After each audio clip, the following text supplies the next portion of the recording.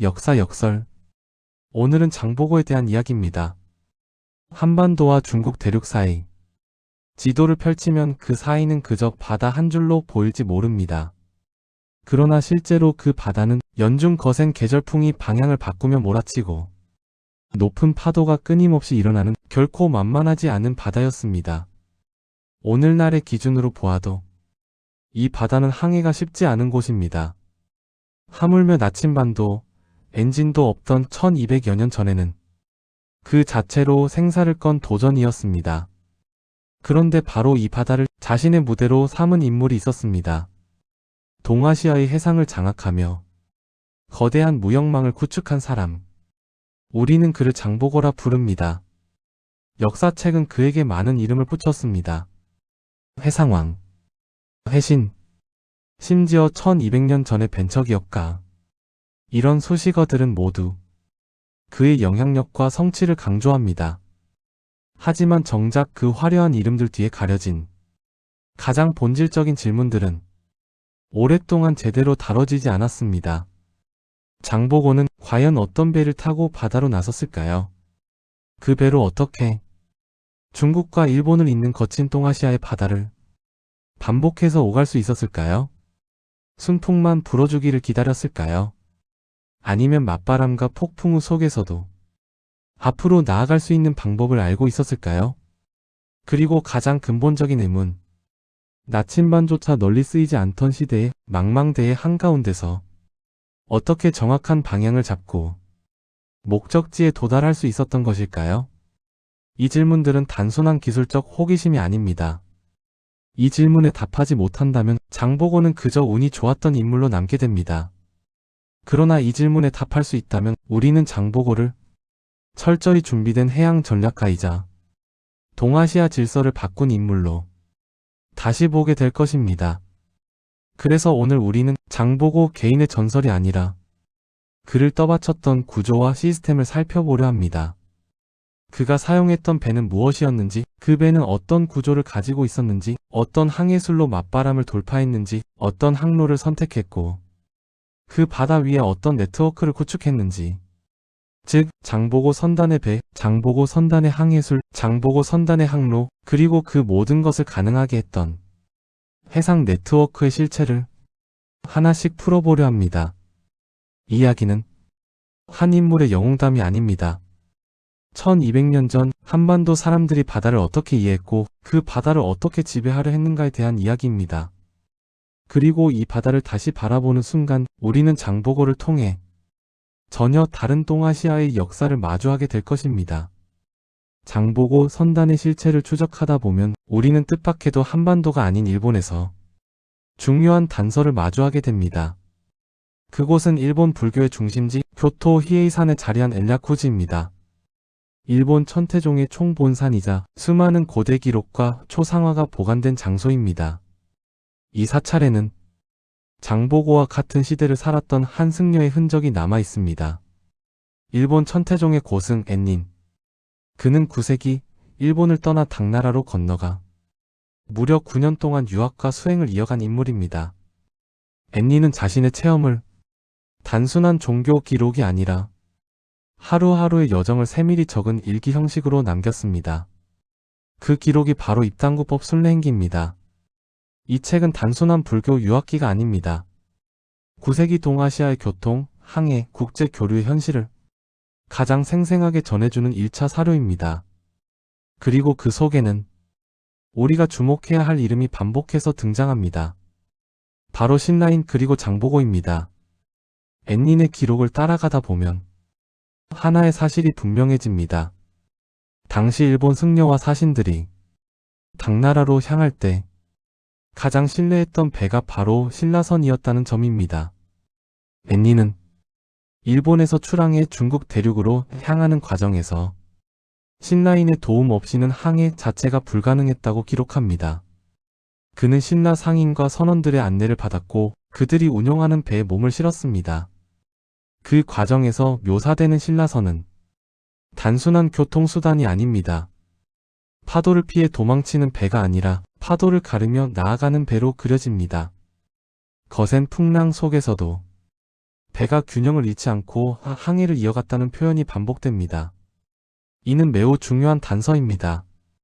연안을 따라 조심스럽게 움직이는 배였다면 이런 묘사는 나올 수 없기 때문입니다.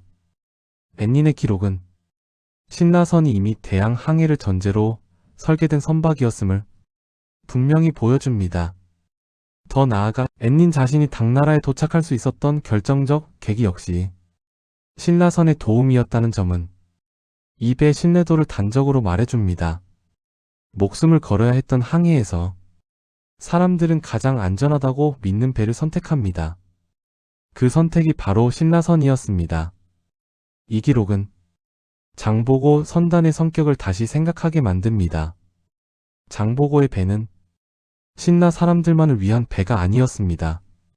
일본인, 당나라 사람, 승려와 사신까지 국적과 신분을 가리지 않고 태운 국제 항해선이었습니다. 즉 신라선은 동아시아 바다에서 이미 검증된 국제 표준에 가까운 배였던 것입니다. 그리고 이 사실은 장보고의 해상 활동을 우연이나 개인적 모험으로 설명할 수 없게 만듭니다. 그는 이미 신뢰받는 선박 기술과 항해 경험을 축적한 해양 집단을 기반으로 움직이고 있었습니다. 앤닌의 기록은 말해줍니다. 장보고가 바다로 나섰을 때 그 앞에 펼쳐진 것은 미지의 세계가 아니라 이미 신라인들이 수없이 오가며 길을 만들어 놓은 바다였다는 사실을 이제 질문은 더 분명해집니다. 그렇다면 그 신라선은 과연 어떤 구조의 배였을까요? 어떻게 파도를 헤치며 대양을 건널 수 있었을까요? 장보고 선단의 실체를 향한 탐구는 이제 그 배의 구조로 이어집니다. 문제는 여기서부터 시작됩니다. 장보고 선단의 실체를 밝히는데 가장 큰 장애물은 그들이 사용했던 배가 남아있지 않다는 점입니다. 고대 선박은 대부분 목재로 만들어졌습니다. 시간이 흐르면 썩고 부서지고 바닷속으로 사라집니다. 그래서 신라시대의 선박, 특히 장보고 선단이 사용했던 신라선은 오늘날 실물로 확인할 수 있는 예가 없습니다. 결국 연구자들이 붙잡을 수 있는 것은 문헌 기록, 간접 증거, 그리고 비교 자료뿐이었습니다. 그리고 그 모든 논쟁은 하나의 질문으로 모아집니다. 신라선은 과연 어떤 바닥을 가진 배였는가? 이 질문은 단순한 형태 논쟁이 아닙니다. 배의 하부 구조는 그 배가 어디까지 갈 수 있는지를 결정합니다. 강을 다닐 배인지, 연안을 도는 배인지, 아니면 대양으로 나설 수 있는 배인지를 말입니다. 전통적으로 제기된 가설은 두 가지입니다. 하나는 평저형, 다른 하나는 첨저형입니다. 평저형 선박은 배 밑바닥이 평평한 구조입니다. 강이나 하천, 얕은 연안에서는 안정성이 뛰어납니다. 물이 얕아도 자초 위험이 적고 정박과 하역도 쉽습니다. 하지만 이런 구조는 큰 파도와 거센 바람 앞에서는 치명적인 약점을 드러냅니다. 파도를 타고 넘기보다 정면으로 충격을 받기 때문에 대양 항해에는 적합하지 않습니다. 반면 첨저형 선박은 배 밑바닥이 뾰족하게 설계되어 있습니다. 이 구조는 파도를 정면에서 부수지 않고 가르며 지나가게 합니다. 그래서 파도가 높을수록 오히려 안정성이 살아납니다. 대양을 항해하는 배라면 첨저형 구조는 사실상 필수 조건입니다. 그렇다면 신라선은 어느 쪽이었을까요? 연구자들이 주목한 것은 문헌 속에 남아있는 아주 짧지만 의미심장한 표현들이었습니다.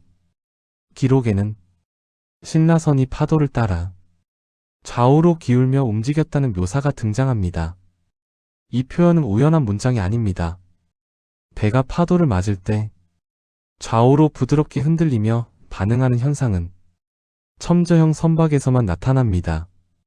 평저형 배라면 이런 움직임이 아니라 충격과 반동이 훨씬 크게 전달되기 때문입니다.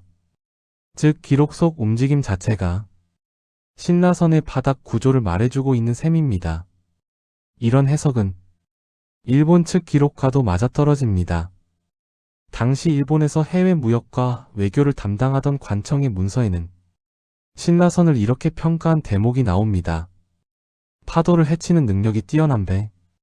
이 표현 역시 중요합니다. 연안용 배라면 파도를 피한다는 말이 나왔을 것입니다. 그러나 신라선은 파도를 헤치며 나아간다고 기록됩니다. 이는 신라선이 바다의 조건에 맞춰 설계된 배, 즉 대양 항해를 염두에 둔 선박이었음을 의미합니다. 이제 장보고 선단을 다시 떠올려 봅니다. 그들이 활동한 무대는 잔잔한 강이나 해안이 아니었습니다.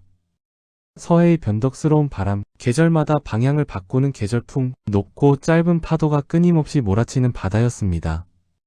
이런 환경에서 평저형 선박으로 중국과 일본을 수십 차례 오간다는 것은 현실적으로 거의 불가능합니다.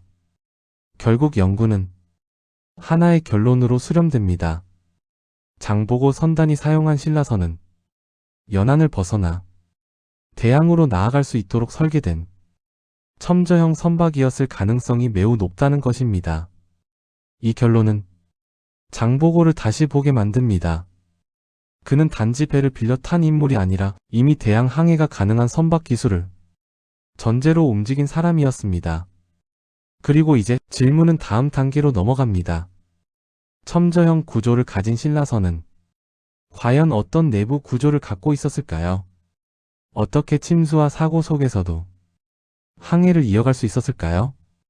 장보고 선단의 배는 겉모습보다 그 내부에 더 큰 비밀을 숨기고 있습니다. 신라선의 진정한 위력은 배의 겉모습이 아니라 그 안쪽 구조에서 드러납니다. 첨저형 선체가 거친 파도를 헤치기 위한 외형이었다면 신라선 내부에는 그 파도 속에서도 살아남기 위한 또 하나의 장치가 숨어 있었습니다. 바로 수밀격벽 구조입니다. 수밀격벽이란 선창 내부를 여러 개의 구획으로 나누고 각 구획이 서로 물이 통하지 않도록 막아놓은 구조를 말합니다.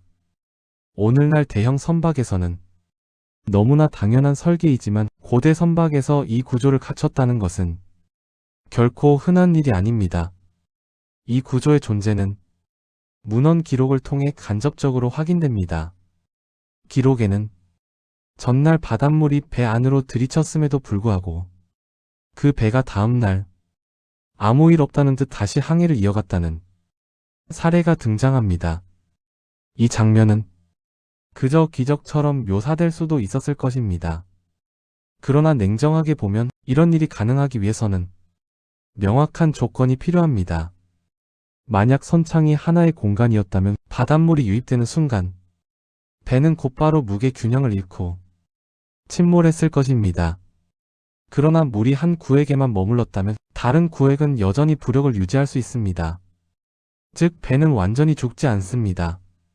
신라선은 바로 이 가능성을 염두에 두고 설계된 배였을 것으로 보입니다. 선체의 일부가 파손되더라도 피해를 최소화하고 응급 수리를 거쳐 항해를 계속할 수 있는 구조. 이는 단순한 안전장치가 아니라 대양 항해를 전제로 한 사고 대응 설계입니다. 이 점은 매우 중요합니다. 연안에서만 움직이는 배라면 굳이 이런 구조를 만들 이유가 없습니다. 항구에서 멀지 않다면 사고가 나면 돌아오면 됩니다. 그러나 바다 한가운데에서 사고를 맞닥뜨리는 배는 다릅니다.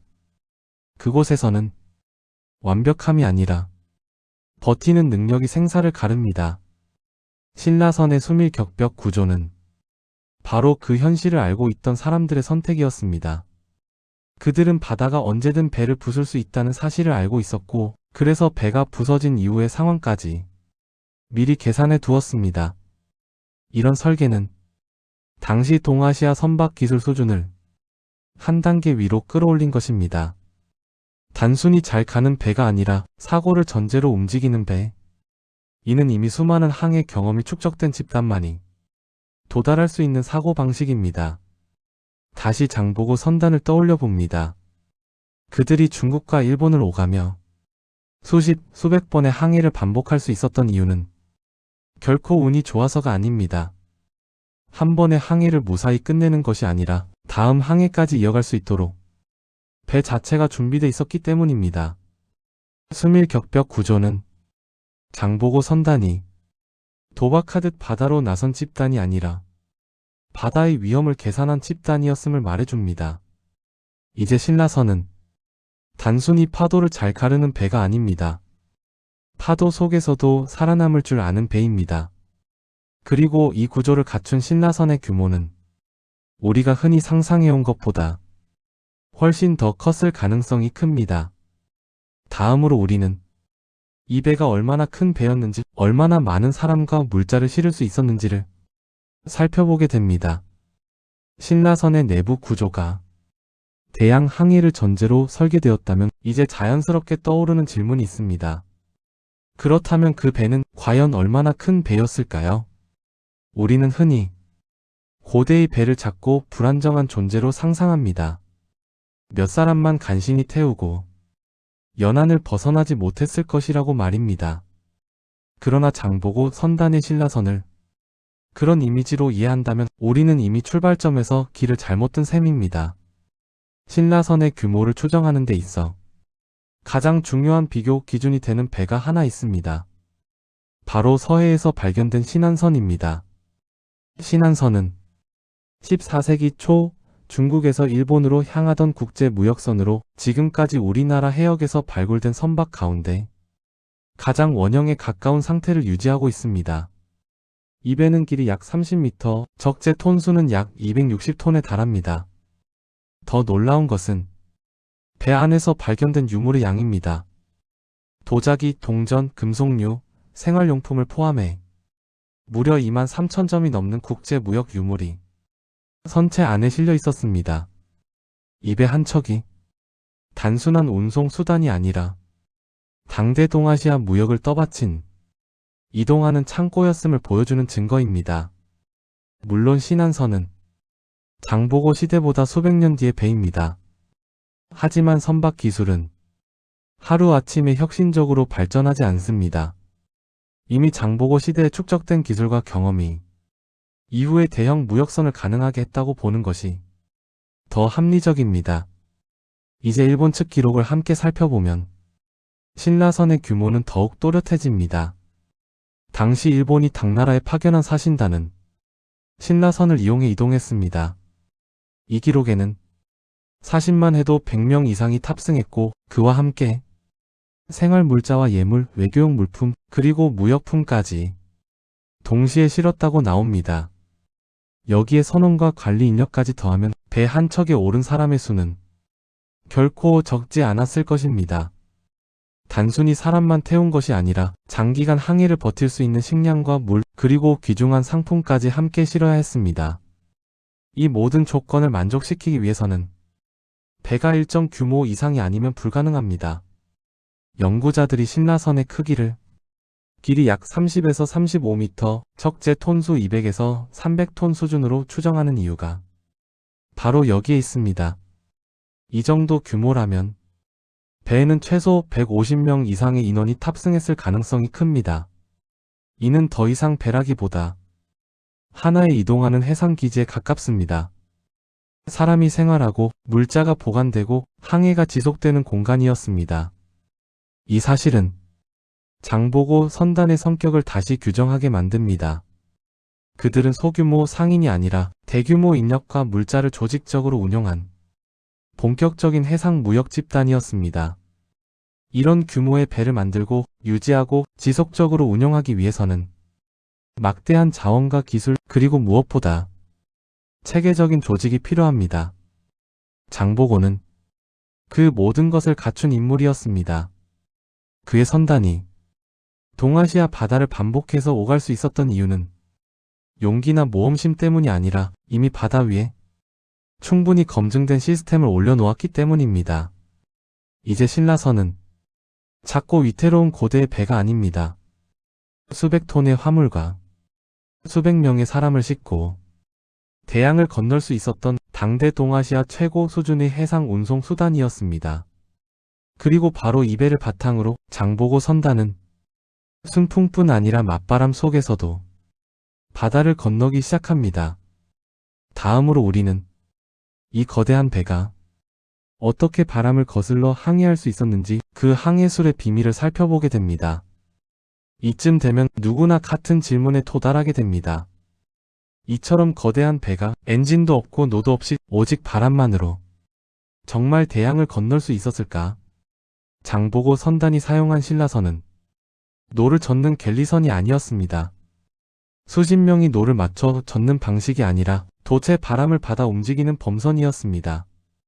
즉 배의 생사는 전적으로 바람의 방향과 세기에 달려 있었습니다. 문제는 바로 맞바람입니다. 순풍이라면 이야기는 단순합니다. 그러나 서해와 동중국해는 항상 바람이 원하는 방향으로 불어주지 않습니다. 계절풍이 바뀌는 시기에는 정면에서 바람이 몰아치기도 합니다. 만약 맞바람 앞에서 그저 멈춰 서야 하는 배였다면 장보고 선단의 항해는 결코 반복될 수 없었을 것입니다. 그러나 기록과 실험은 다른 결론을 보여줍니다. 현대의 실험에서 신라선과 유사한 구조의 범선 모형을 이용해 맞바람 조건을 재현했을 때 배는 정면으로 바람을 뚫고 나아가지는 않았지만 멈추지도 않았습니다. 돛의 각도와 키의 방향을 조정하자 배는 바람을 정면으로 받는 대신 비스듬히 흘려보내기 시작했습니다.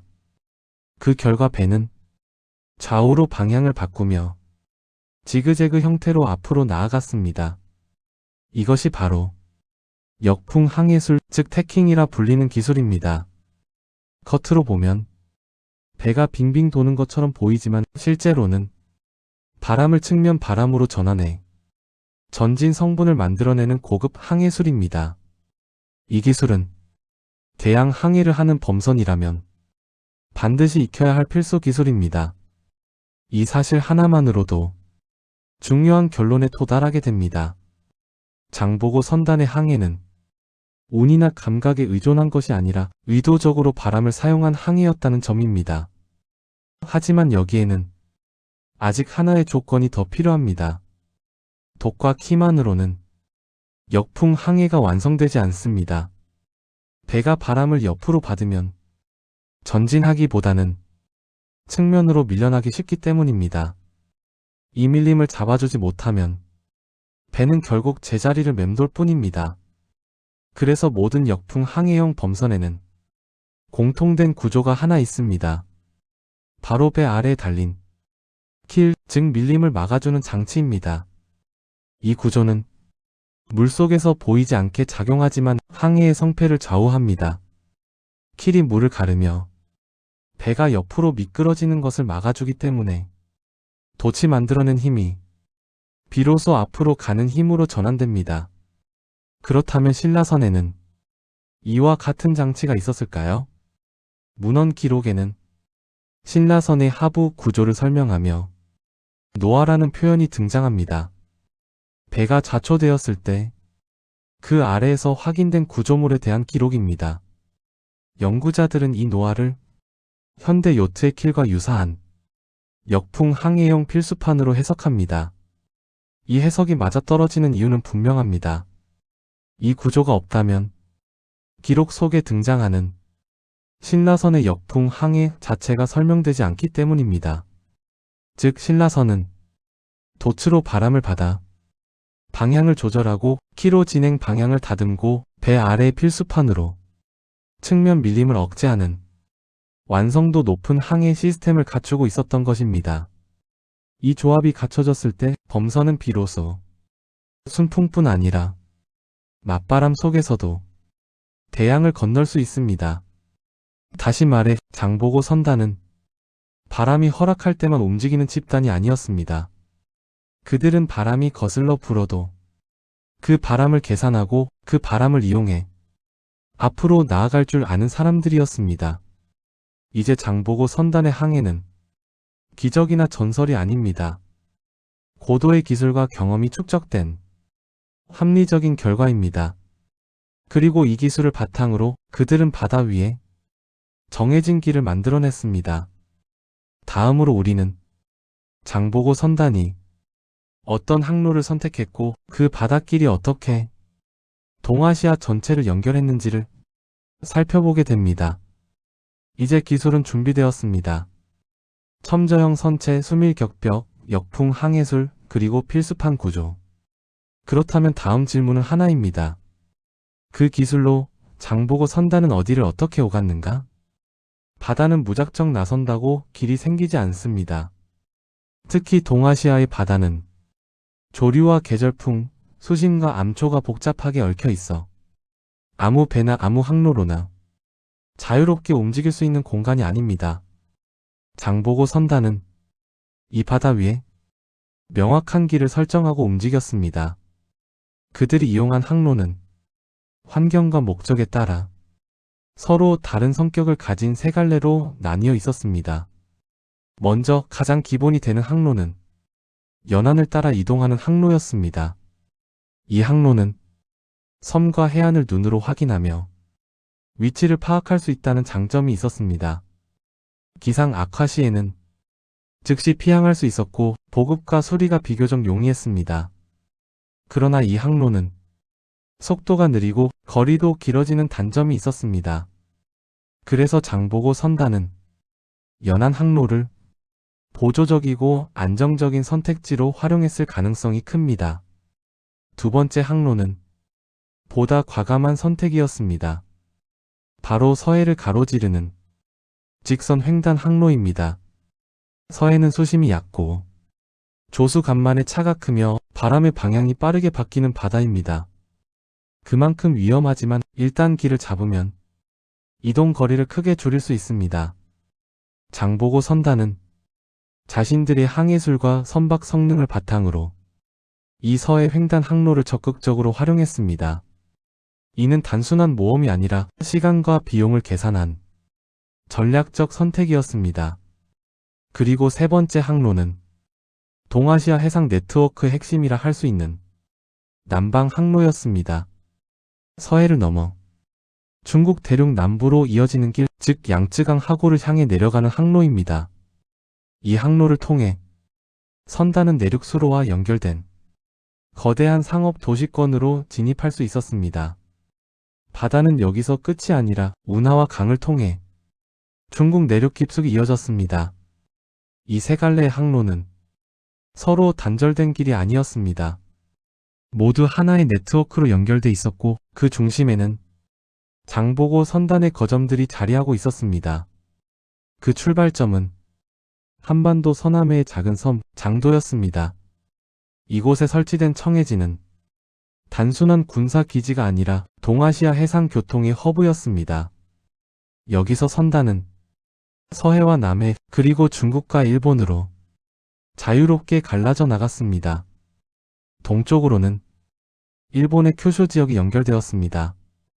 큐슈는 일본 열도에서 대륙과 가장 가까운 관문이었고 사신과 상인 승려들이 집결하는 핵심 거점이었습니다. 서쪽으로는 중국의 산둥 반도가 놓여 있었습니다. 이 지역은 황해를 건너는 항로의 종착점이자 다시 중국 내륙으로 진입하는 출발점이었습니다. 그리고 남쪽으로 내려가면 당대 국제 무역항이었던 양주와 초주가 이어졌습니다. 이 도시는 바다와 운하가 만나는 지점으로 해상 무역과 내륙 상권이 결합된 공간이었습니다. 더 멀리 내려가면 오늘날 닝보 지역에 해당하는 닝보까지 항로는 확장되었습니다. 이곳은 남중국해와 동중국해를 잇는 중요한 해상 관문이었습니다. 이렇게 보면 장보고 선단의 항로는 단순히 점과 점을 잇는 이동 경로가 아닙니다. 바다와 강, 연안과 내륙을 하나로 묶은 입체적인 교통망이었습니다. 장보고는 바다를 경계로 보지 않았습니다. 그에게 바다는 길이었고 연결망이었으며 권력이 이동하는 공간이었습니다. 이 항로 위에서 사람과 물자, 정보와 문화가 함께 움직였습니다. 장보고 선단은 바다를 건너는 집단이 아니라 바다 위에 질서를 만든 집단이었습니다. 이제 우리는 그들이 어디를 오갔는지를 보았습니다. 다음으로 남은 질문은 하나입니다. 이 넓은 바다 위에서 그들은 어떻게 정확한 방향을 잡을 수 있었는가? 밤이 되면 땅도 보이지 않는 망망대해에서 장보고 선단은 무엇을 기준으로 길을 찾았을까요? 장보고 선단의 항로를 따라가다 보면 마침내 가장 근본적인 질문과 마주하게 됩니다. 이 넓은 바다에서 그들은 어떻게 방향을 잃지 않았는가? 오늘날의 대형 선박은 레이더와 GPS, 전자해도와 자동 조타 장치로 자신의 위치를 실시간으로 확인합니다. 하지만 장보고의 시대에는 그 어떤 장치도 없었습니다. 적어도 우리가 흔히 떠올리는 현대적 나침반은 존재하지 않았습니다. 실제로 기록을 살펴보면 9세기 동아시아 해상에서 자유자재로 사용된 나침반의 흔적은 명확하지 않습니다. 이 사실만 놓고 보면 대양 항해 자체가 불가능해 보일 수도 있습니다. 그러나 고대의 항해는 단순히 하나의 도구에 의존하지 않았습니다. 그들은 바다를 잇는 여러 겹의 기준을 동시에 사용했습니다. 가장 기본이 되는 방법은 눈으로 확인할 수 있는 세계를 기준으로 삼는 방식이었습니다. 연안을 따라 이동할 때 선원들은 끊임없이 육지의 형태를 살폈습니다. 멀리서도 알아볼 수 있는 산의 윤곽, 특이한 모양의 섬, 해안선의 굴곡. 이런 지형지물은 단순한 풍경이 아니라 항해자의 좌표였습니다. 배는 항상 이 표식을 기준으로 자신이 어디쯤 와 있는지를 판단했습니다. 이 방식은 연안 항해에서는 매우 효과적이었고 장보고 선단 역시 이 방법을 기본 전제로 항해했을 가능성이 큽니다. 그러나 문제는 연안을 벗어나는 순간입니다.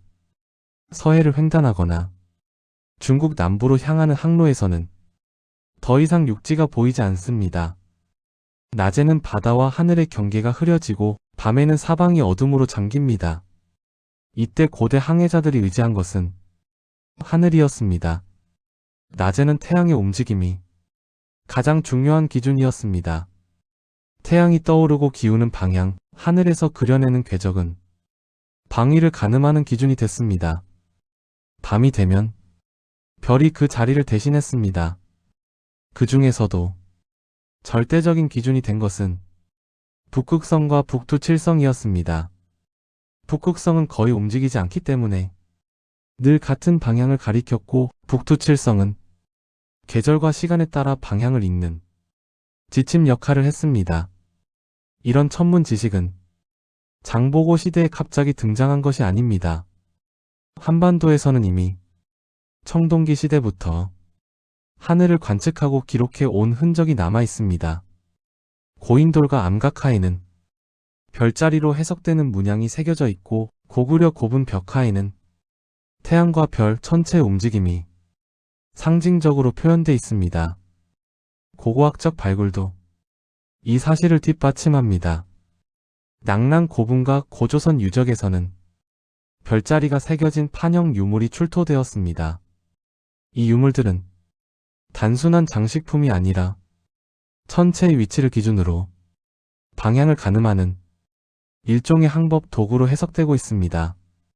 여기에 더해 방위 개념과 자석에 대한 인식도 이미 상당히 이른 시기부터 존재했습니다. 문무왕 시대의 기록에는 자석과 관련된 언급이 등장합니다. 이는 방위를 인식하고 그 개념을 실제로 활용했을 가능성을 보여줍니다. 이 모든 정황을 종합하면 장보고 시대의 항해는 나침반이 있었는가 없었는가라는 이분법으로 설명할 수 없습니다.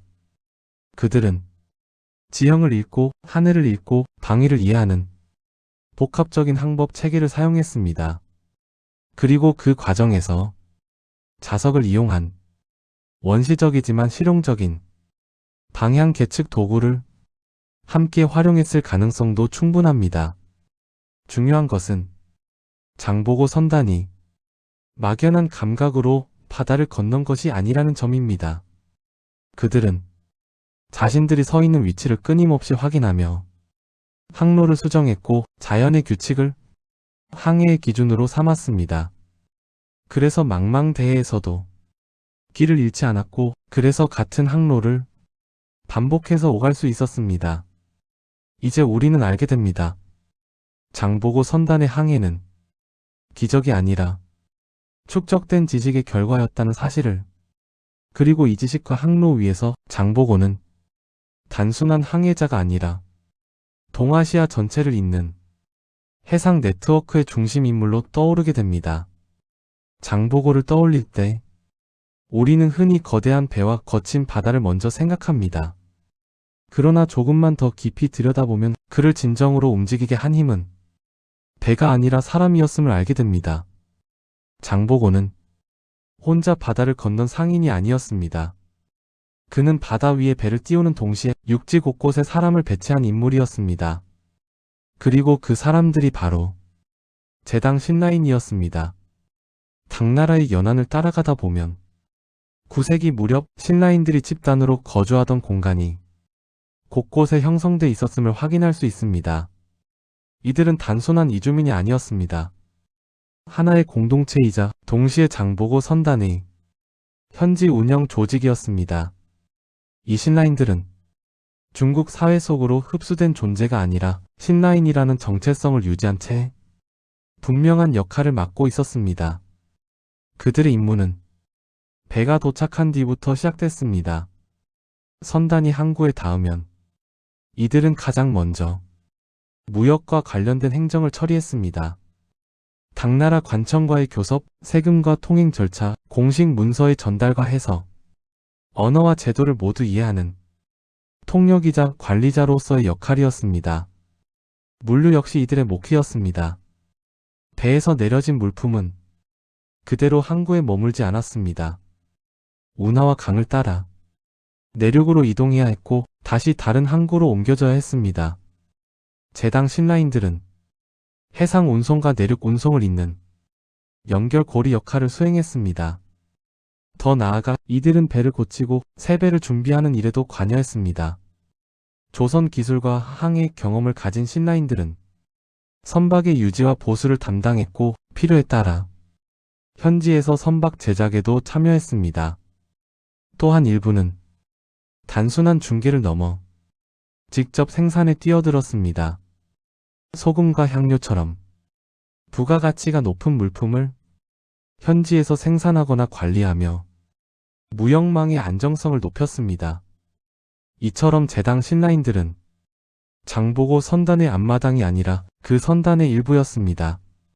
이 네트워크의 핵심 거점은 명확하게 드러납니다. 산둥반도의 적사는 장보고와 신라인의 흔적이 가장 밀집된 지역이었습니다. 이곳은 중국 북부 연안 항로의 요충지였고 신라인들이 집단적으로 거주하며 무역과 종교 활동을 함께 이어간 공간이었습니다. 내륙과 바다가 만나는 곳, 운하 교통의 중심지였던 양주 역시 중요한 거점이었습니다. 이곳에서 신라인들은 해상 무역과 내륙 상권을 동시에 장악하며 장보고 선단의 활동 반경을 중국 깊숙한 곳까지 확장시켰습니다. 또 다른 국제 무역 항인 초주에서도 신라인의 존재는 두드러집니다. 기록에는 신라인들이 일본 사신의 이동과 선단 운영을 도왔다는 내용이 등장합니다. 이는 그들이 단순한 상인이 아니라 국제 교류의 실무를 담당한 전문 집단이었음을 보여줍니다. 그리고 연수현 인근 역시 제당 신라인의 활동 흔적이 확인되는 지역입니다. 이곳은 장보고 선단의 물품이 집결되고 분산되는 중간 거점 역할을 했던 것으로 보입니다. 이 거점들은 각각 따로 존재한 것이 아닙니다. 바다를 통해 서로 연결돼 있었고 그 중심에는 청해진과 장보고가 있었습니다. 장보고의 힘은 이 네트워크를 하나의 질서로 묶어냈다는 데 있습니다. 그는 배를 움직이는 선장이자 사람을 배치하는 조직가였습니다. 그리고 제당 신라인들은 그 조직의 현장 책임자였습니다. 이제 장보고 선단은 단순한 무역 집단이 아닙니다.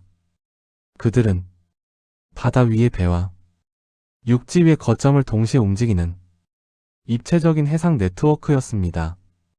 이 네트워크가 있었기에 장보고의 배는 단순히 물건을 실어 나르는 데서 그치지 않고 사람과 정보, 기술과 문화를 동아시아 전역으로 확산시킬 수 있었습니다.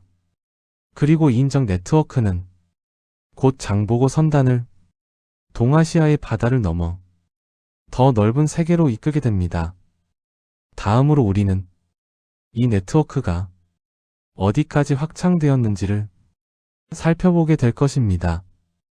장보고 선단의 무역망을 따라가다 보면 어느 순간부터 중국과 일본이라는 틀이 더 이상 충분하지 않다는 사실을 깨닫게 됩니다. 그들의 바다는 동아시아에서 끝나지 않았습니다. 신라와 당, 일본을 잇는 항로는 어느새 더 넓은 세계로 이어지고 있었고 그 끝에는 당시 세계 경제의 또 다른 축이 자리하고 있었습니다. 바로 해상 실크로드입니다. 이 사실을 가장 먼저 말해주는 것은 문헌이 아니라 유물입니다. 경주의 고분과 사찰, 그리고 일본 나라의 쇼소인에 보관된 보물들 속에는 한반도에서 생산되지 않은 물품들이 분명하게 등장합니다. 아라비아에서만 생산되는 향료, 열대 해역에서 채취된 거북 등 껍질, 그리고 유향과 같은 수입 향재들입니다. 특히 불국사에서 발견된 유향은 그 의미가 각별합니다.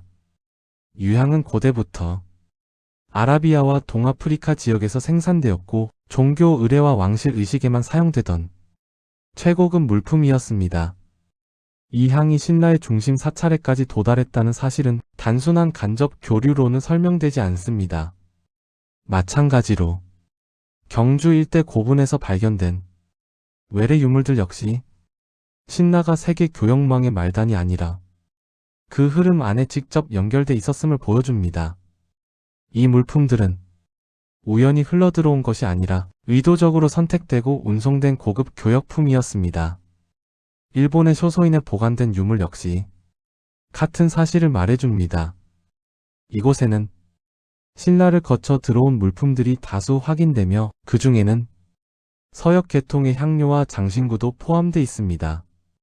즉 신라는 중국과 일본을 연결하는 중간 지점이 아니라 세계 교역품이 집결하고 분산되는 하나의 축이었습니다. 이러한 물적 증거는 아랍 세계의 기록과도 맞물립니다. 당시 아랍 상인과 여행가들이 남긴 문헌에는 신라라는 나라 이름이 등장합니다. 단순한 소문 수준이 아니라 지리적 위치와 특산물, 그리고 그 나라 사람들이 교역에 능하다는 평가까지 구체적으로 서술돼 있습니다. 일부 기록에는 신라의 위치를 짐작할 수 있는 지도 개념의 묘사까지 포함되어 있습니다. 이는 매우 이례적인 일입니다. 당시 아랍 세계가 인식한 동아시아는 대부분 중국에 한정돼 있었기 때문입니다. 그럼에도 불구하고 신라가 독립된 존재로 기록됐다는 것은 그만큼 교역 현장에서 신라인과 신라 상단의 존재감이 컸다는 뜻입니다. 이 모든 정황을 종합하면 하나의 그림이 분명해집니다. 9세기 장보고가 활동하던 시기는 육로 실크로드가 상대적으로 불안정해지고 해상 교역이 급격히 확대되던 시기였습니다. 인도양과 남중국해, 동중국해를 잇는 바닷길이 새로운 세계 교역의 중심으로 떠오르고 있던 때였습니다. 그리고 바로 그 흐름 속에서 장보고 선단은 동아시아의 끝자락이 아니라 해상 실크로드의 동쪽 관문 역할을 수행하고 있었습니다.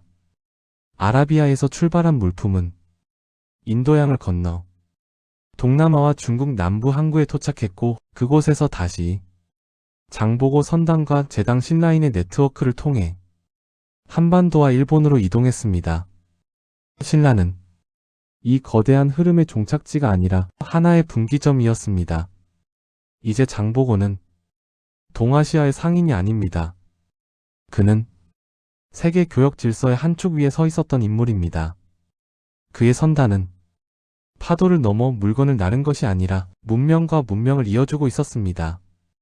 이 지점에서 장보고 선단의 의미는 더 이상 지역사에 머물지 않습니다. 그들은 9세기 세계가 바다를 통해 연결되던 순간 그 연결의 동쪽 끝을 담당했던 해상 실크로드의 주역이었습니다. 이제 남은 질문은 하나입니다. 이 거대한 네트워크와 부는 동아시아 사회에 어떤 변화를 만들어냈는가? 그리고 그 중심에 섰던 장보고는 과연 어떤 인물로 기억되어야 하는가? 이제 다시 처음의 질문으로 돌아가 봅니다. 장보고는 무엇을 바꾸었는가? 그는 단순히 물건을 사고 판 상인이 아니었습니다. 그의 진짜 업적은 어떤 상품을 취급했는지가 아니라 어떤 구조를 만들어냈는가에 있습니다. 장보고는 먼저 바다를 장악했습니다. 무력을 앞세운 정복이 아니라 항해술과 선박 기술 그리고 축적된 경험으로 바다를 다닐 수 있는 공간으로 만들었습니다. 거친 파도와 맞바람은 그를 가로막는 장애물이 아니라 계산 가능한 조건이 되었습니다. 그 다음 그는 항로를 통제했습니다. 무작정 떠도는 항해가 아니라 반복 가능한 길을 만들었습니다. 청해진을 중심으로 중국과 일본을 잇는 항로는 개인의 모험이 아니라 지속 가능한 시스템이 되었습니다. 이 길 위에서는 사람과 물자가 정해진 리듬으로 움직였습니다. 그리고 그는 사람과 정보를 연결했습니다. 제당 신라인으로 이어진 인적 네트워크는 배가 닿는 곳마다 같은 언어와 규칙이 작동하도록 만들었습니다. 무역은 더 빨라졌고 위험은 줄어들었으며 신뢰는 쌓여갔습니다. 이는 단순한 교역이 아니라 조직화된 국제 활동이었습니다. 이 모든 결과는 하나의 변화로 수렴됩니다. 장보고는 동아시아를 하나의 경제권으로 묶어냈습니다. 바다를 사이에 둔 세계가 아니라 바다로 연결된 세계를 만든 것입니다. 여기서 시선을 잠시 바꿔봅니다. 우리가 익숙하게 보는 지도는 늘 한반도를 대륙의 끝자락에 놓습니다. 북쪽을 향해 열려있고 바다는 마치 경계처럼 그려집니다. 그러나 지도를 180도 돌려보면 전혀 다른 풍경이 나타납니다. 한반도 앞에는 막힌 육지가 아니라 끝없이 열린 바다가 펼쳐집니다. 그리고 그 바다는 중국과 일본을 지나 더 넓은 세계로 이어집니다. 장보고는 이 지도를 가장 먼저 그렇게 본 인물이었습니다. 그에게 바다는 두려움의 공간이 아니라 가능성의 공간이었고 국경의 끝이 아니라 국가의 미래였습니다. 그래서 그는 바다 위에 기지를 세웠고 바다 위에 질서를 만들었으며 바다 위에 사람을 남겼습니다. 물론 그의 시도는 오래가지 못했습니다. 장보고 이후 한반도의 해상 세력은 점차 약화되었고 바다는 다시 경계와 두려움의 공간으로 인식되기 시작합니다. 그 공백이 남긴 후유증은 오랜 시간 이어졌습니다. 그럼에도 불구하고 장보고가 남긴 의미는 사라지지 않습니다. 그는 한번 이 땅의 사람들이 바다를 통해 세계와 연결될 수 있음을 증명했습니다. 그래서 장보고는 한 시대의 영웅이 아니라 하나의 가능성입니다. 바다를 바라보는 시선이 바뀌는 순간 역사는 다시 움직일 수 있다는 사실을 그는 1200년 전에 이미 보여주었습니다. 그리고 지금 우리가 다시 바다의 중요성을 말하는 이 시대에 장보고는 과거의 인물이 아니라 여전히 현재형의 질문으로 남아 있습니다.